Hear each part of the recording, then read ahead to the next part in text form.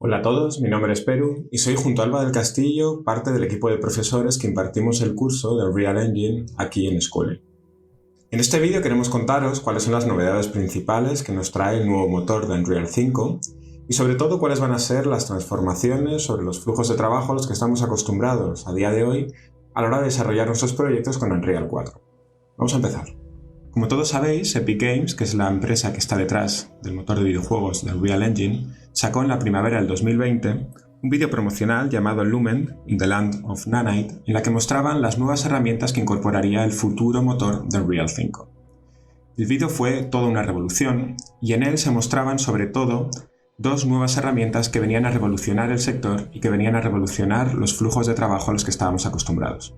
Estas dos herramientas, que son a su vez las que dan el nombre al título del vídeo, son las herramientas de Lumen in the Nanite, que venían por un lado a cambiar completamente la gestión de nuestras geometrías y la gestión de polígonos en cualquier proyecto de renderizado a tiempo real, y Lumen, que nos traía un nuevo sistema de iluminación dinámico de muchísima calidad.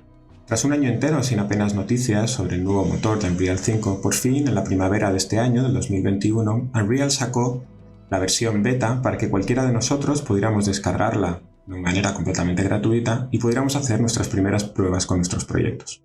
Desde entonces habréis visto que en las redes sociales, en YouTube, está lleno de ejemplos y lleno de proyectos desarrollados con Unreal 5 donde todo el mundo de la comunidad está empezando a probar la herramienta, las diferentes funcionalidades que trae sobre sus diferentes proyectos que tenían ya desarrollados en Unreal. Han pasado ya unos cuantos meses desde que salió esta versión en beta y estamos ya a disposición de poder haceros una pequeña review de cuáles son nuestras impresiones, de cuáles son las conclusiones que sacamos y sobre todo poder ver en qué momento estamos ahora y cuáles son las previsiones de cara a futuro en cuanto a cuál va a ser la utilización y el comportamiento que nos van a dar estas nuevas herramientas en los proyectos de infraarquitectura que tengamos a corto plazo. Antes de entrar en el programa y empezar a ver cómo funcionan sus herramientas más importantes, vamos a hacer un repaso de dónde estamos ahora, es decir, cuáles son las preguntas más importantes que tenemos que responder a día de hoy y cuál es la situación en la que nos encontramos.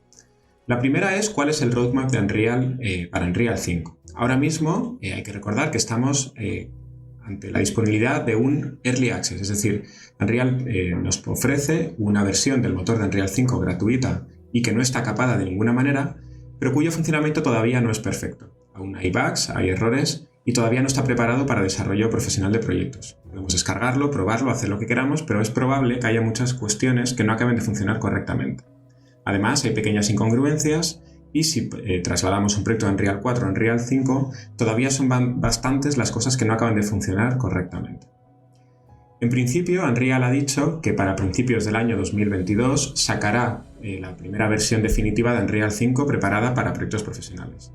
Aunque es verdad que Unreal habla de principios de 2022, si hacemos revisión de cuándo sacaron las versiones anteriores, cuando salió, por ejemplo, el Early Access al que tenemos acceso ahora, salió en junio del año pasado y también hablaron de que saldría a principios de 2021. O sea que no sería de extrañar que tardásemos en ver aparecer esta versión definitiva de Unreal 5 hasta mediadas la primavera de 2022 o incluso a inicio del verano. La segunda pregunta es ¿cuál es el futuro de este GI de Lumen que está planteando Unreal 5? La idea sobre todo de Unreal es poder tener un GI de altísima calidad que sea completamente dinámico. Es decir, la idea de Unreal es que podamos en un futuro decir adiós a todos esos procesos tediosos de tener que generar los lightmaps de cada una de las geometrías. Son procesos que estamos muy acostumbrados a ellos, pero que llevan muchísimo tiempo y que en el momento en el que dejemos de necesitarlos podríamos acelerar muchísimo esos procesos no creativos a la hora de desarrollar cualquier proyecto y ganar tiempo creativo para nuestros proyectos. Esto todavía no hemos alcanzado ese nivel, aún Lumen no tiene esa calidad máxima y no podemos aplicarlo en todos los casos, pero sí que es el camino que se marca en Unreal de cara a un futuro a medio plazo. También es importante responder a cuándo será funcional y estable para realidad virtual todo este tipo de sistemas, sobre todo Lumen y Nanite.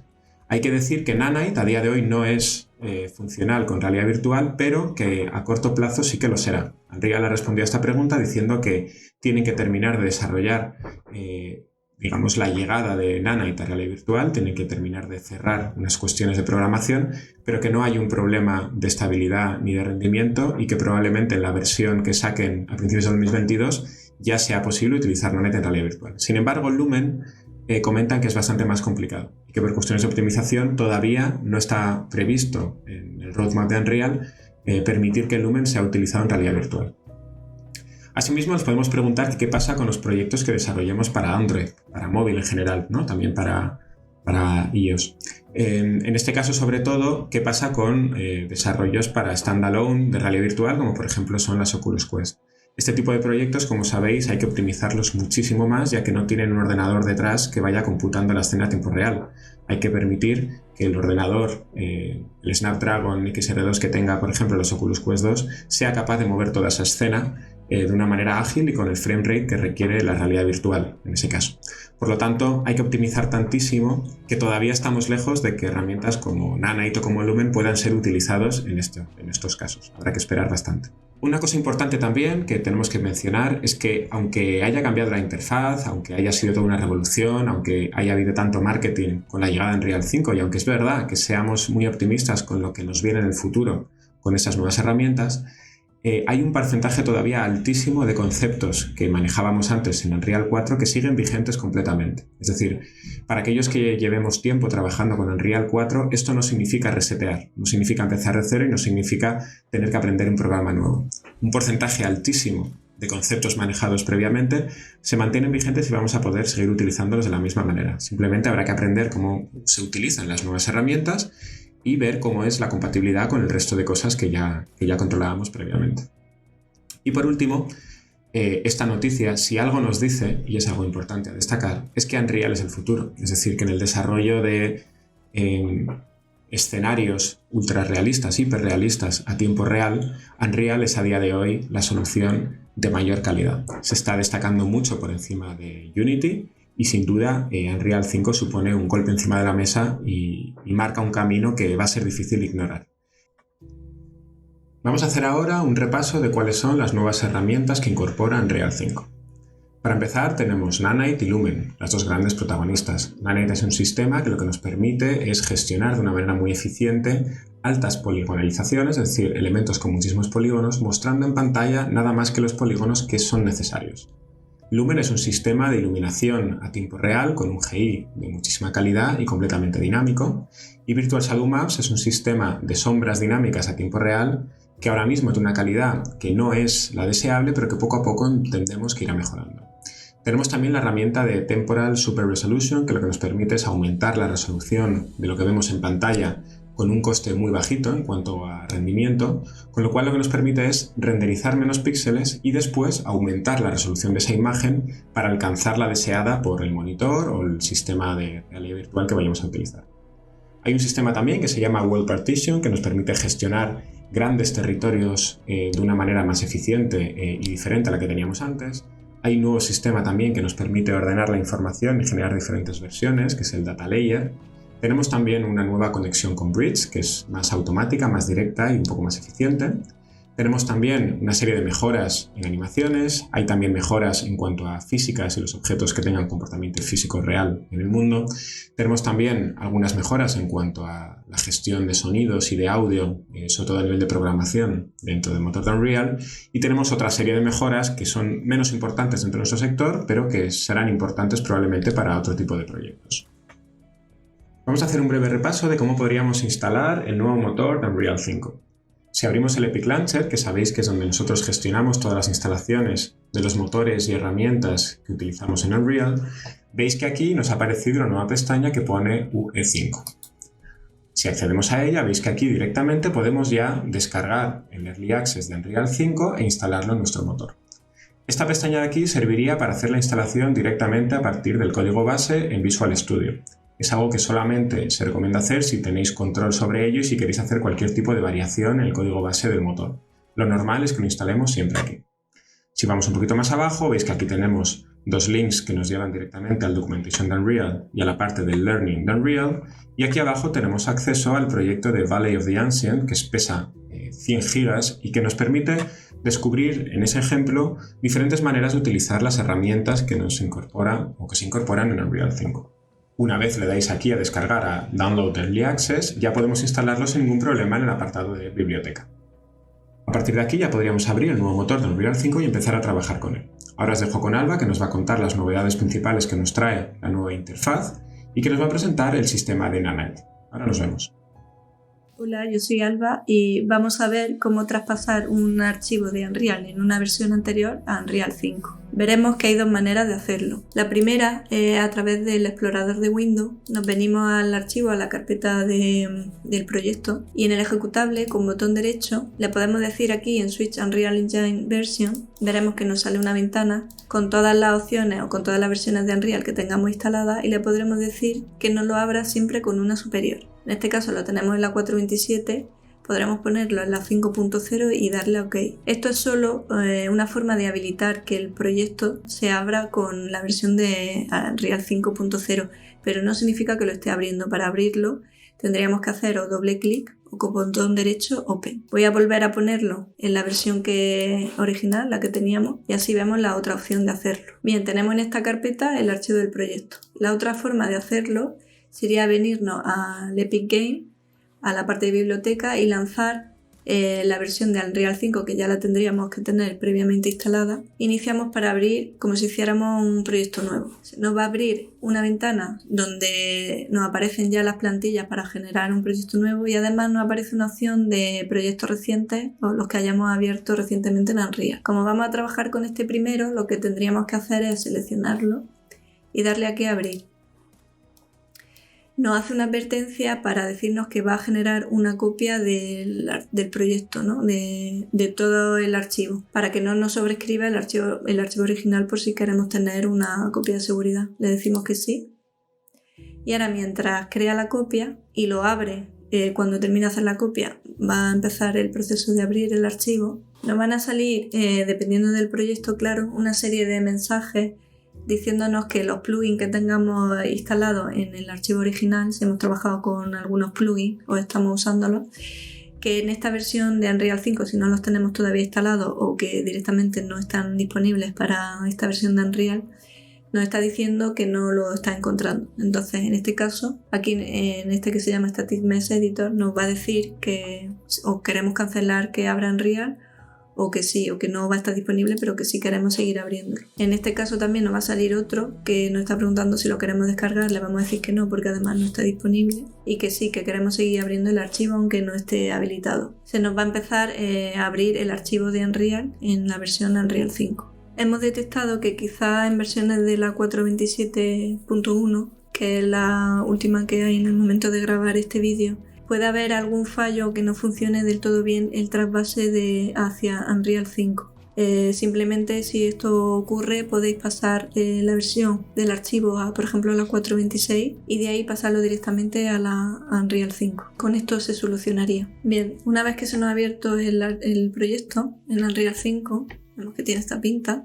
Vamos a hacer una breve navegación sobre las novedades o al menos las más relevantes en cuanto a la interfaz. Aunque veis que parece muy diferente, realmente el fondo o el trasfondo no es tan diferente. O sea, podremos seguir trabajando con Unreal 5 casi con la misma fluidez que con Unreal 4 no vamos a tener esa curva de aprendizaje, lo que parece no tan aparentemente difícil.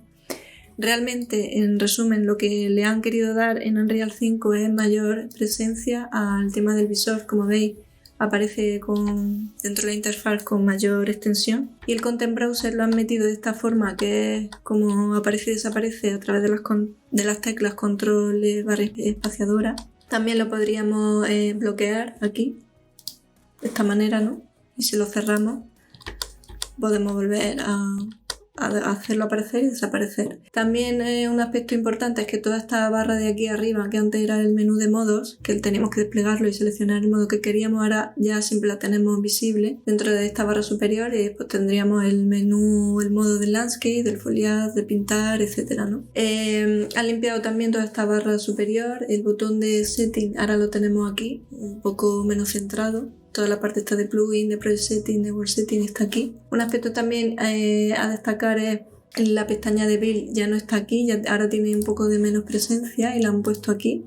Todo esto apartado sigue funcionando igual, pero su posición ha cambiado. Esto seguramente es porque Unreal 5 en el futuro tenga mayor tendencia a usar Lumen, iluminación movable, que a calcular, ¿no? Por eso quizá le han dado menos protagonismo. Un aspecto también que es muy interesante que han introducido es que dentro de, por ejemplo, de cada static mesh, de cada actor, en el panel de detalles, dentro de todos estos parámetros que tiene cada actor, pues ya sea también static mesh, no sé, un elemento de iluminación, cualquier cosa, podemos con botón derecho que añade este parámetro a favorito. Podemos ir poniendo todos los que queramos. Por ejemplo, uno que se usa mucho es este. Le decimos que añadimos a favorito. Podemos poner aquí otro, por ejemplo.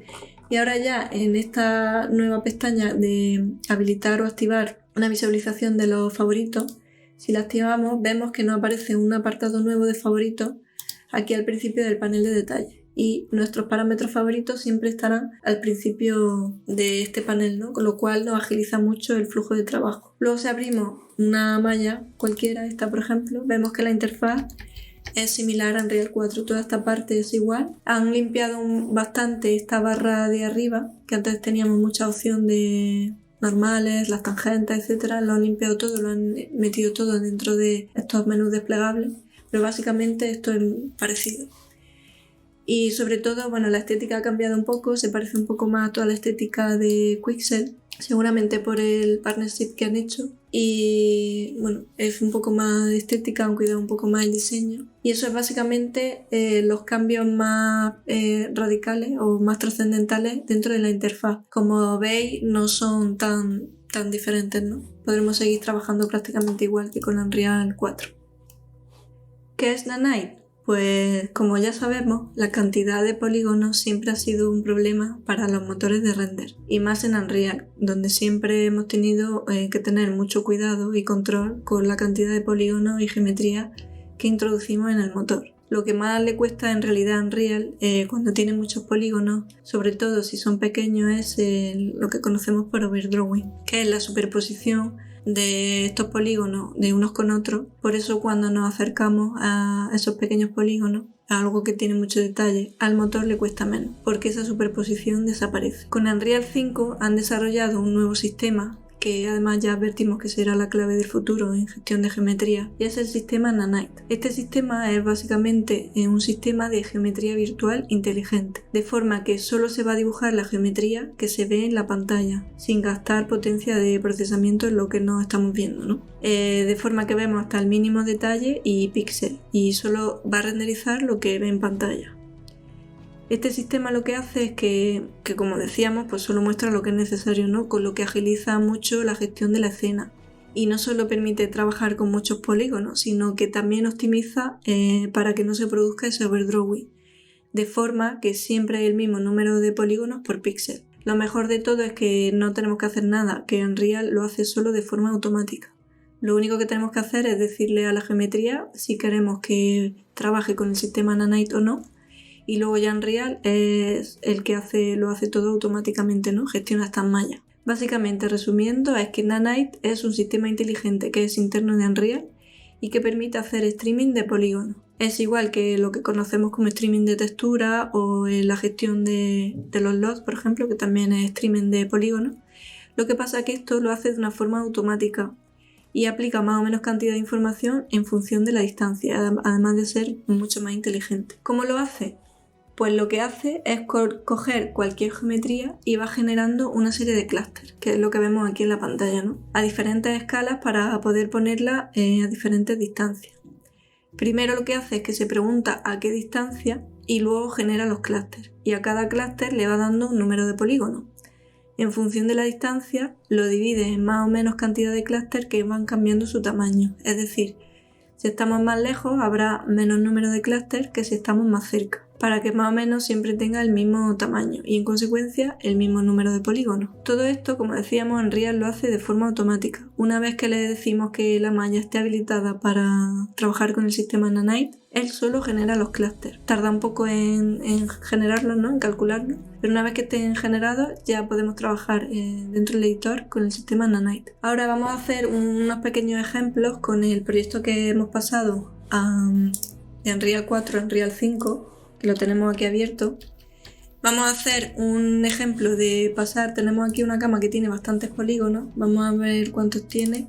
Vemos que tiene unos casi 600.000 triángulos, ¿no? Vamos a pasar o habilitar el sistema Nanite en este objeto en cuestión, ¿no? ¿Cómo podemos habilitar el sistema Nanite? Pues lo podemos hacer de 3 maneras diferentes. Vamos a buscar dónde está dentro del Content Browser. Podemos habilitarlo aquí con botón derecho. Vemos que nos aparece una opción de Nanite y sería darle a habilitar. Cuando le damos a habilitar comenzará un proceso que tardará un poco, también dependiendo de la geometría, para convertir y calcular todos esos clústeres del objeto en cuestión, ¿no? Además de generar estos clústeres, también genera unos proxies de cada malla. Estos proxies son una versión simplificada de esa geometría que le va a servir a Unreal para trabajar con más cosas, ¿no? Pues con iluminación, con lumen, con reflexiones, etc. Bien, ya he terminado de calcular. Hay otra forma de también de habilitar el sistema Nanite, bueno, dentro de cada malla. Aquí también nos aparece la misma opción. Y una manera también muy interesante de si tenemos, por ejemplo, muchos assets, por ejemplo aquí, voy a coger, imaginaos, en plan masivo, con botón derecho y la herramienta del Bulk Edit vía Property Matrix para gestionar archivos en masa. Aquí buscamos Nanite y también lo podemos habilitar aquí, de forma que nos agiliza todo este proceso. Podemos habilitar el sistema Nanite tanto en geometrías que nos hayamos traído de Datasmith, como en este caso, como en FDX que hayamos importado, y también en mallas que nos hayamos traído de Megascan. Si yo ahora, una vez que he pasado esta geometría al sistema Nanite, compruebo la cantidad de triángulos, veis que me ha bajado de los casi 600.000 que tenía a los 2.000 que tengo.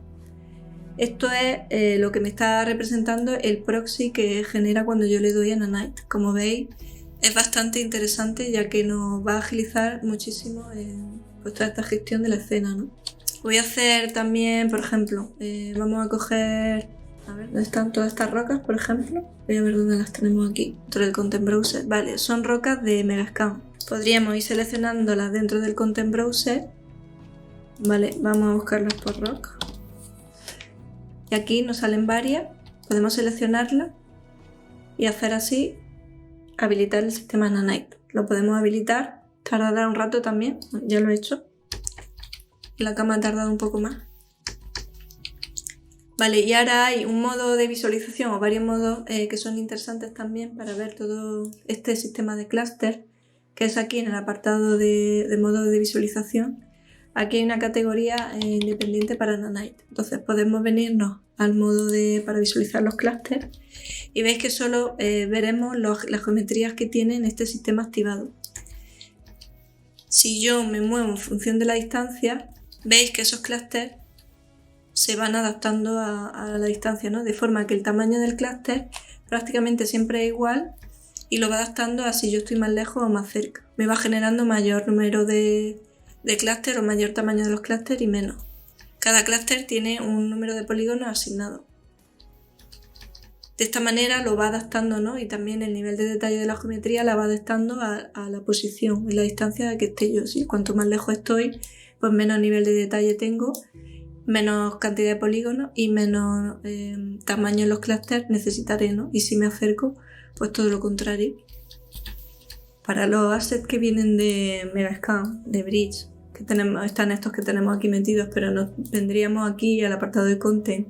En la versión de Unreal 5, la aplicación de Quixel Bridge viene integrada dentro de la interfaz, viene como un plugin interno, ¿no? No es como la aplicación externa. De esta manera podemos abrir la aplicación y nos saldrá la ventana que ya conocemos que es igual a la aplicación externa. Nos tendremos que loguear y ya podremos buscar cualquier asset que queramos y funcionará igual, ¿no? Pues tendremos los assets que tenemos en local y funciona igual que con las mismas categorías. Vamos a buscar un asset para descargar, por ejemplo este mismo, vamos a descargarlo. Deciros que la manera de pasar a Nanite, por ejemplo, assets que ya tengamos, como las rocas que ya tenemos en este proyecto, assets que tengamos importados desde otra versión y pues hacer eso, ¿no? Con doble clic en el Content Browser en el asset y habilitarlo para Nanite. No es lo mismo que directamente descargarnos aquí con el plugin Y aquí, si os fijáis, aparece la versión de Nanite. Tenemos diferentes categorías de calidad, o diferentes niveles de calidad y la versión Nanite. Exportar o importar la versión Nanite de este asset no es igual que el habernos traído esta roca desde otra versión de Unreal y haberle aplicado Nanite, porque la gran diferencia es que cuando nos lo traemos desde la aplicación de Bridge, esta interna de Unreal 5, nos va a traer todas las versiones de esa geometría, pero también incluyendo la de High Poly, ¿no? Sin embargo, cuando nosotros normalmente nos traemos o importamos desde la aplicación externa de Bridge, el High Poly siempre, sobre todo si es para Unreal, lo evitamos porque tiene mucha cantidad de polígonos. Entonces, en este caso, seleccionamos esta roca, por ejemplo, le decimos que nos la traiga con sistema Nanite y le damos a añadir. También podríamos arrastrar así, ¿no? Se puede hacer de las dos maneras. Está exportándolo, me sale aquí un mensaje y vamos a ver dónde me lo he traído dentro del Content Browser. Está aquí, Northern Beach Rocks. Ahí está. Vamos a arrastrarlo. Voy a bloquear el Content Browser para que me sea más fácil. Y lo arrastramos a la escena. Vale, ya me lo ha importado aquí a la escena. Y ahora si comprobamos con el modo de visualización de Nanite, los clústeres, por ejemplo, vemos que ya tiene asignado todos los clústeres. Lo bueno de habérmelo importado con este plugin interno de Unreal, ¿no? El de Bridge, es que me traerá la versión de High Poly, de forma que si yo me acerco, bueno, tiene siempre un tope, pero me aplicará esa versión, ¿no? de alto detalle. Y de esta manera podremos aplicar a nuestro proyecto o a toda esta geometría el sistema Nanite, que ayudará a gestionar de forma más eficiente toda la escena.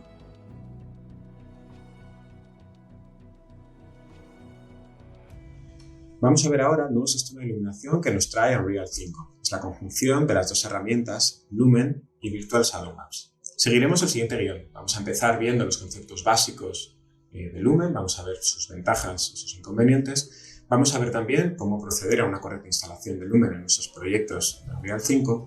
Vamos a ver también cuáles son los parámetros principales con los que podemos matizar el comportamiento de Lumen. Y por último veremos qué tal se comporta sobre un proyecto real. Lumen es el nuevo sistema de iluminación dinámica de alta calidad.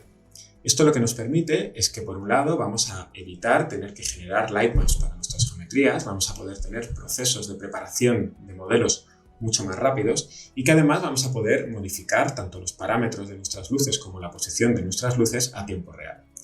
Austar Unreal, para este tipo de situaciones, tenía diferentes sistemas que eran completamente dinámicos y que procuraban darnos un GI más o menos dinámico, pero con diferentes tipos de resultados. Algunos tenían unas ventajas, otras tenían otros inconvenientes, pero al final la calidad no era suficiente y desde luego para proyectos de infoarquitectura no daban la talla. Ahora con Lumen lo que planean es reunificar todos estos sistemas en un solo sistema y que se utilice en todo tipo de proyectos. Por ahora la calidad, la verdad es que es bastante buena, supera con creces todos los sistemas anteriores y además el plan que tiene Unreal es seguir mejorándolo a lo largo del tiempo.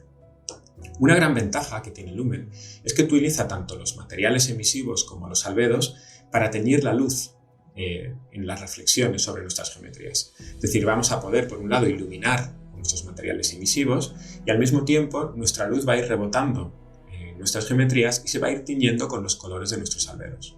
Esto no significa que vayamos a sustituir a partir de ahora las luces por materiales emisivos, ya que veremos que tenemos algunas limitaciones, pero en algunos casos sí que nos puede dar resultados muy interesantes.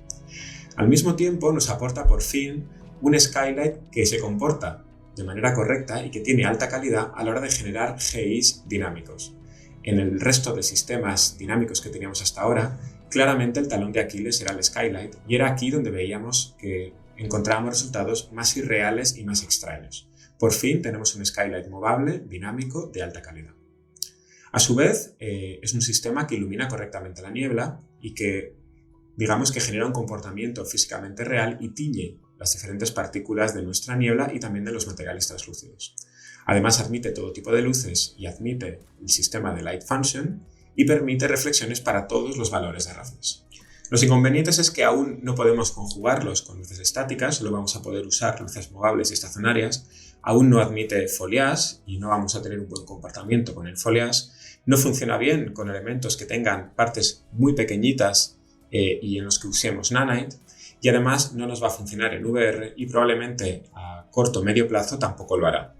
Por último, decir que las reflexiones no son completamente perfectas y esperamos que vayan mejorando progresivamente a lo largo del tiempo. Para instalar Lumen, lo que tenemos que hacer es entrar en Project Settings y en el apartado de Global Illumination, Dynamic Global Illumination Method, establecer el sistema de Lumen. A su vez, en el apartado de reflexiones, también deberíamos establecer el sistema de Lumen.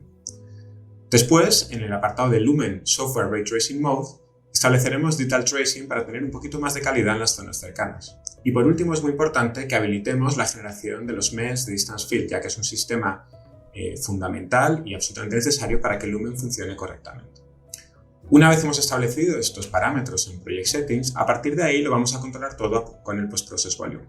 Veréis que en el Post-Process Volume dentro de Unreal 5, ahora en Global Illumination podemos incluso cambiar el método a un sistema o a otro, en este caso lo mantendremos siempre el Lumen, y debajo tenemos un Final Gather al que podemos darle diferentes valores de calidad. Debajo de este pequeño apartado veréis también que hay un sistema donde podemos cambiar el método para las reflexiones, también lo dejaremos en modo Lumen, y debajo también podemos cambiar la calidad de esas reflexiones. Vamos a ver ahora cómo podemos aplicar todos estos conceptos que hemos visto sobre un proyecto real. Esa es una escena con la que nosotros hemos estado trabajando últimamente. Le hemos borrado toda la iluminación, ahora mismo solo estamos viendo los albedos en el modo de vista Unlit. Y lo que vamos a hacer es empezar de cero. Entramos dentro de la pestaña de Project Settings, aquí en Settings, y una vez la hemos abierto, vamos al apartado de Rendering. Aquí en Rendering veréis que hay un apartado donde pone Global Illumination, y en este apartado donde pone Dynamic Global Illumination Method, nosotros podemos decirle que queremos utilizar el sistema del Lumen. Una vez clicamos, nos dice que el sistema de Lumen tiene que estar vinculado con las reflexiones Lumen, con lo cual cuando le demos a OK, este apartado de aquí abajo, el de método de reflexiones, nos la va a cambiar automáticamente también al Lumen. Le damos a OK y veis cómo ya tenemos los dos sistemas establecidos con Lumen. En este apartado de aquí, Software Ray Tracing Mode, hay que dejarlo como está en Detail Tracing para tener un poquito más de calidad en las zonas cercanas. Y por último, es muy importante que cliquemos aquí, Generate Mesh Distance Field. Yo ya lo tengo clicado porque en el momento en que clicamos nos pide reiniciar el proyecto y además empieza un proceso un poco largo donde se van generando todos los Distance Fields de nuestras geometrías. Yo lo tengo clicado para ya tener ese proceso hecho y que el vídeo vaya más fluido. Una vez tenemos esos ajustes establecidos, yo ya puedo cerrar la ventana y empezar a introducir diferentes sistemas de iluminación. Vamos a empezar a introducir luces en la escena. Para hacerlo vamos a sacar la ventana de Environment Light Mixer, que es una ventana muy útil para hacer esta tarea. Nos permite sacar de golpe, de una manera muy rápida y ágil, todos los elementos fundamentales para tener una iluminación natural correcta. Para empezar podemos generar un Sky Atmosphere. Podemos decirle también que queremos generar un Skylight. Y aquí veis que podemos generar dos luces atmosféricas. Podemos utilizar una para el Sol y la otra para la Luna. En este caso vamos a utilizar nada más que una. Veis que en este caso ya tenemos aquí generados un Directional Light, un Sky Atmosphere y un Skylight. Y todos están aquí vinculados dentro de la ventanita del Environment Light Mixer. Una vez generadas las luces, yo ya puedo venirme aquí, poner el modo Lit y empezar a ver ya una iluminación sobre la escena. Esta iluminación que estamos viendo aquí ya es iluminación Lumen, pero todavía tenemos que ajustar bastantes cosas. Para empezar voy a coger los tres elementos que he generado y los voy a meter dentro de la pestaña de iluminación para tener todo controlado en el mismo sitio. Lo primero que voy a hacer es coger el Skylight y le voy a decir que me lo calcule a tiempo real. Ya que tengo un Skylight completamente dinámico, quiero que se me vincule directamente con el Sky Atmosphere y con el Directional Light. A su vez, si os fijáis, todavía tenemos todo el entorno en negro. Esto es por un pequeño bug que tiene ahora mismo Unreal 5. Si nosotros seleccionamos el Directional Light que nos hemos generado y nos vamos aquí al apartado de abajo, es muy importante que esta pestaña esté activada. Esta es la pestaña que lo que hace es vincular el Atmospheric Sun al Sol y a su vez luego vincular ese Atmospheric Sun al Skylight. En principio está clicada y está todo correcto, pero si os fijáis, si yo desclico y vuelvo a clicar, ahora ya sí se me coloca todo el fondo correctamente. Es un pequeño bug que tiene ahora mismo el motor, entendemos que lo irán mejorando con el tiempo. Ahora esto ya es otra cosa, ya tenemos un cielo, tenemos un Skylight capturando la información de ese cielo y un Directional Light que está tiñendo ese cielo. A partir de este momento, con el comando de Control L, nosotros podemos empezar a mover el Sol. Y veis que podemos ir tomando decisiones en cuanto a cuál es el ángulo del Sol, en cuanto a la altitud y en cuanto al azimut. Nosotros vamos moviendo el Sol a tiempo real, podemos ponerlo mucho más tumbado, estilo atardecer, o podemos ponerlo mucho más vertical y automáticamente no solo me va cambiando el Directional Light, sino que me va tiñendo también el Sky Atmosphere y a su vez el Skylight va capturando toda la información de ese Sky Atmosphere y va iluminando con los colores que tiene el Sky Atmosphere. Veis que el sistema es enormemente potente. Yo puedo venirme a cualquier lugar de la escena y a tiempo real empezar a cambiar la entrada de luz y empezar a ver cómo se comporta este espacio ante las diferentes circunstancias de luz. Todo de una manera completamente dinámica, sin tener que hacer ni un solo lightmap, con una respuesta al instante y pudiendo variar a todas las opciones que me vaya interesando. Vamos a poner el sol en un punto en el que nos parezca interesante, en el que nos guste cómo está entrando la luz, y a partir de ahí vamos a matizar su comportamiento a partir del Post-Process Volume y sus parámetros. Vamos a colocarlo, pues, por ejemplo, aquí, vamos a poner un poco tumbado, y una vez tenemos el sol posicionado, ya podemos venir aquí a la pestaña de Create y en el apartado de Visual Effects generar un Post-Process Volume. Recordad que el Post-Process Volume tiene un volumen que podemos hacerlo más grande o más pequeño para abarcar las zonas donde queremos que afecte, pero también podemos decirle que sea infinito y que afecte a toda la escena. De hecho, es lo que vamos a hacer. A su vez, vamos a buscar los apartados de reflexiones y de Global Illumination, porque es ahí donde podemos matizar el comportamiento del lumen.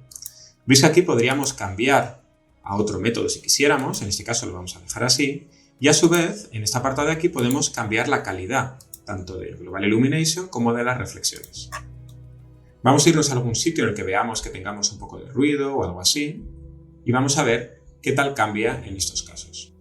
Antes de seguir, lo primero que vamos a hacer también es quitar el Lens Flare y el Bloom, que nos están distorsionando un poco la imagen, digamos que nos está molestando a la hora de tomar decisiones. Aquí en Bloom vamos a decir que queremos poner la intensidad de 0 y en el apartado de Lens Flare también vamos a quitar este efecto. A su vez, vamos a asegurarnos de que no tengamos ningún tipo de ambient occlusion que se esté posicionando sobre la escena. Vamos a poner esta intensidad en 0. Y a partir de aquí ya podemos empezar a trabajar. Si os fijáis, aquí tenemos zonas donde el GI tiene un poquito de ruido, ¿vale? La verdad es que funciona bastante bien, pero podríamos mejorarlo un poco. Si entramos aquí en los apartados que decíamos, podemos coger el apartado de lumen y empezar a subir la calidad. El valor va de 1 a 10 y según vayamos subiendo irá mejorando poco a poco el comportamiento del lumen, pero irá empeorando paulatinamente el rendimiento de nuestra escena. Los matices son sutiles, pero si por ejemplo ponemos una calidad de 1 y vemos las zonas más ocluidas de la estantería, podéis ir viendo cómo va cambiando poco a poco la calidad de este parámetro. Veis que mejora un poquito y a partir de aquí podemos ir ponderando y buscando la calidad que nos interese. Yo con un valor de 5 puede funcionar bien. Vamos a seguir viendo algunas cuestiones de la iluminación con lumen. Para empezar hay algo que todavía no hemos hecho y es que si os fijáis tenemos ahora mismo un sol y tenemos unas nubes que nos deberían de estar filtrando el rayo del sol. Sin embargo, si vemos las zonas iluminadas vemos que son luces súper duras como si fuera un día completamente soleado. Eso es porque el Directional Light, aquí hay una opción aquí abajo en el apartado de Atmospheric and Cloud, donde podemos decirle que queremos que las nubes arrojen sombra. Si clicamos aquí, veis cómo radicalmente cambia la luz. Es decir, ahora mismo la luz sí está siendo matizada por las nubes y sí que se está ensombreciendo por las nubes. Si nosotros ahora cogemos las nubes y, por ejemplo, vamos cambiando su altura, podemos ver cómo va cambiando la manera en la que entra la luz. Si la subimos mucho de altura, vemos que se nos ilumina completamente la escena de nuevo. Si volvemos otra vez a la situación anterior, vemos como ahora mismo la luz es como de un día un poco más nublado.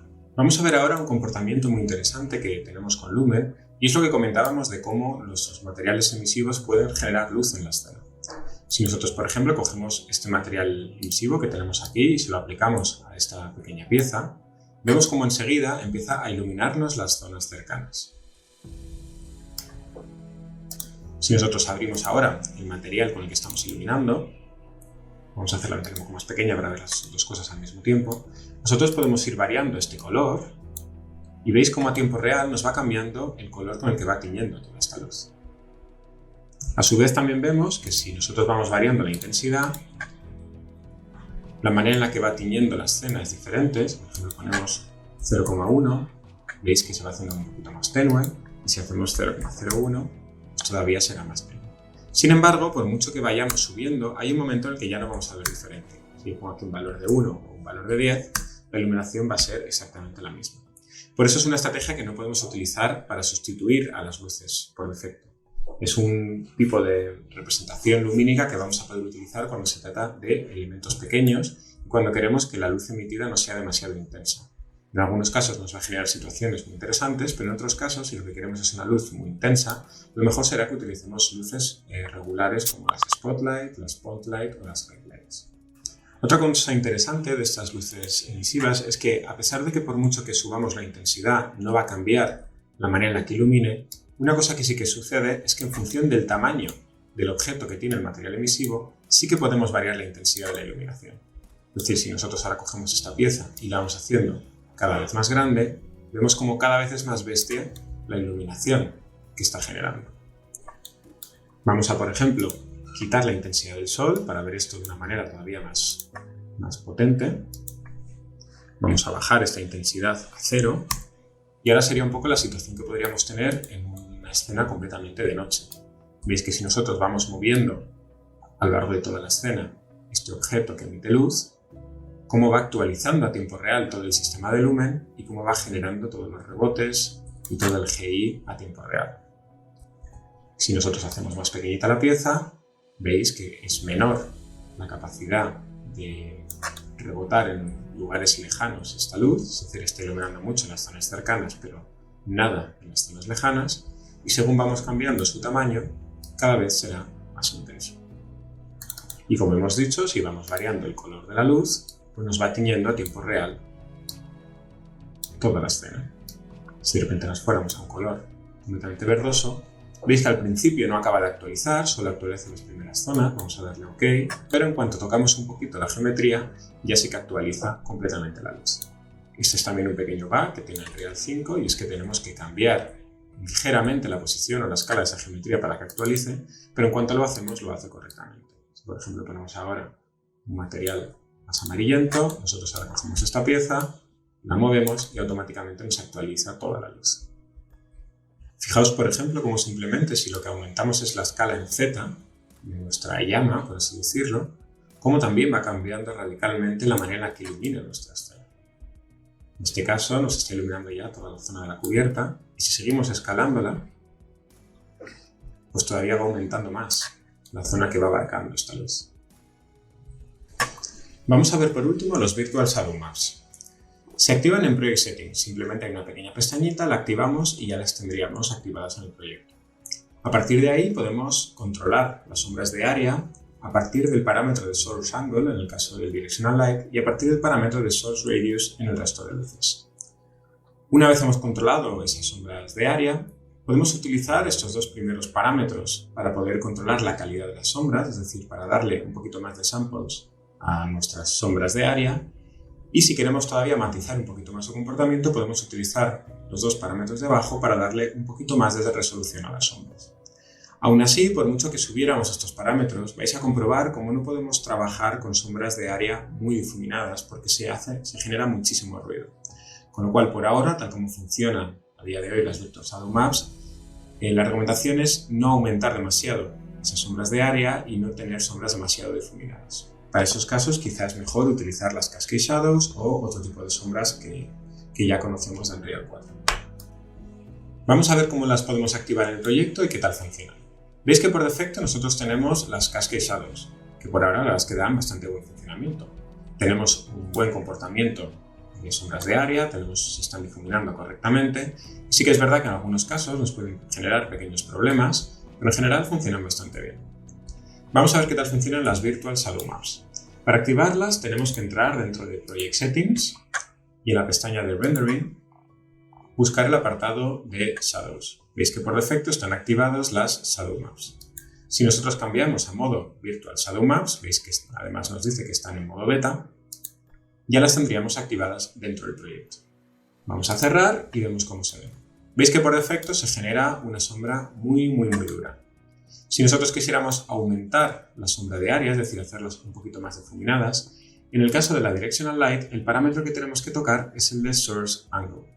Si, por ejemplo, pasamos de 0,5 a 2, veis que automáticamente ya se difuminan un poquito más. Y si lo subimos a 5, veis que se difuminan todavía más. Sin embargo, veis cómo genera un ruido bastante incómodo. Esto nos referimos cuando decimos que todavía no genera sombras de área de calidad. Si nos fijamos aquí, tiene muchísimo ruido y además está muy tembloroso. Sin duda esto para una imagen final pues no tendría la calidad necesaria. Vamos a ver qué tal funcionan los parámetros con los que podemos mejorar la calidad de estas sombras de área y vamos a ver cómo por mucho que subamos los parámetros todavía va a ser difícil encontrar la calidad que queremos. Si abrimos la ventana de Output Log, aquí podemos escribir el comando que queramos. Si ponemos espacio y ponemos interrogante, lo que hacemos es preguntarle al motor qué parámetro tiene por defecto para este parámetro en concreto. Y nos dice que ahora mismo está utilizando un valor de 8. Si nosotros cambiamos ese valor y en lugar de poner un valor de 8 ponemos un valor de 20, por ejemplo, veis cómo poco a poco va cambiando esa sombra. Podemos subir el valor incluso a 50. Al subirlo a 50 veréis que el rendimiento va mucho peor y veréis cómo efectivamente mejora algo, pero aún así se sigue viendo con muchísimo ruido. El segundo parámetro que podemos utilizar es este. Si ponemos aquí interrogante, nos dice que está establecido por defecto en menos 0,5, que si lo ponemos en menos 1 duplica la resolución y que si lo ponemos en 1 lo que hace es que se coloca a la mitad. Vamos a poner en menos 1 y vamos a ver si notamos alguna diferencia porque va a ser muy sutil. Veis que apenas se nota la diferencia. Yo puedo incluso poner menos 2, que se supone que cuadruplica la resolución, y veis que algo cambia, pero apenas cambia nada. La conclusión que sacamos es que al final este tipo de sistema de sombras puede funcionar bien para videojuegos, para entornos digamos más de piedras, más de tierra, donde no necesitamos tener sombras muy nítidas y una resolución muy alta. Sin embargo, en infoarquitectura, donde nosotros sí que queremos que haya muchísimo detalle y que haya mucha calidad en las zonas más cercanas a cámara, a día de hoy este tipo de sombras no serían suficientes. Podemos bajar el source angle, a ver si así conseguimos resoluciones un poquito mejores, algo así por ejemplo, pero aún así lo más normal es que en un proyecto a día de hoy tengamos mejores soluciones y mejores resultados probablemente con el Cascade Shadow que con las Virtual Shadow Maps. Por último vamos a ver cómo el Exponential Height Fog, que es el que nos genera niebla en profundidad y niebla volumétrica, también podemos teñirla con la luz de lumen. Si nosotros subimos este parámetro, por ejemplo a 0,02 o 0,2, vemos cómo la luz que va refractando dentro de las partículas de esta niebla están en perfecta coordinación con la luz de la atmósfera. Si nosotros volvemos a cambiar la luz de la escena y ponemos un sol más de atardecer, más tumbado, veis cómo nos va cambiando el color de nuestro foco. A su vez, si nosotros encendiéramos el Volumetric Fog, ahora mismo esto se va a llenar de niebla, ¿vale? Esto va a estar súper exagerado, pero veis que al final este Volumetric Fog también se está teñiendo con los colores del lumen. Esto en algunas circunstancias puede ser muy interesante para generar según qué ambientes queramos. Si queremos disminuir un poquito el efecto, podríamos bajar este parámetro, por ejemplo a 0,20, y tener algo ya un poquito más sutil. Veis que de esta manera se pueden generar todo tipo de situaciones de una manera siempre coordinada con nuestra luz natural y con el sistema de lumen. Bueno, pues esto ha sido todo. Esperamos que hayáis podido disfrutar de este vídeo y de las mejoras y de los conceptos que os hemos contado en él. Y nos veremos en el futuro en próximos vídeos que podamos preparar y en nuevas oportunidades. Un saludo y hasta otra.